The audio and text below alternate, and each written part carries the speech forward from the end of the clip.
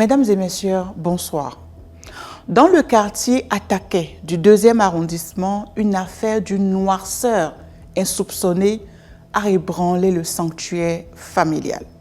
Elle oppose le ministère public, l'Institut national de la femme et la victime, au nommé Afovo Bruno, âgé de 25 ans.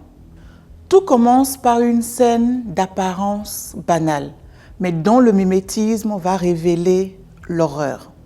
Un soir, un père de famille surprend son jeune fils de 3 ans dans une attitude équivoque avec une fillette de son âge.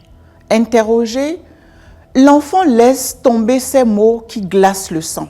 « C'est ma sœur aînée qui m'a appris ces gestes. » Stupéfait, le père confronte sa fille, aujourd'hui âgée de 10 ans. Sous le poids de l'indignation paternelle, le silence se rompt. La petite raconte alors sa mésaventure vécue 3 ans plus tôt, alors qu'elle résidait chez sa mère à Attaqué. Elle a été le jouet sexuel du nommé Afovo Bruno. Les examens cliniques sont sans appel. Le certificat médical révèle que l'enfant a subi des viols répétés, marquant son corps de cicatrices invisibles, mais indélébiles. Poursuivi pour atteinte sexuelle sur mineur de moins de 13 ans, Afovo Bruno a persisté dans le déni. Mais face à la précision des témoignages et aux preuves médicales, la justice a fait preuve d'une fermeté exemplaire. Le 9 juillet 2025, le prévenu est condamné à 7 ans de prison ferme.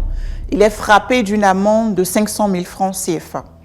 La Cour lui impose de verser 500 000 francs de dommages et intérêts à la victime, ainsi que le franc symbolique à l'Institut national de la femme. Insatisfait, le condamné interjette appel. Cependant, le 21 janvier 2026, la Cour d'appel a confirmé la décision initiale dans toutes ses dispositions. Que retenir?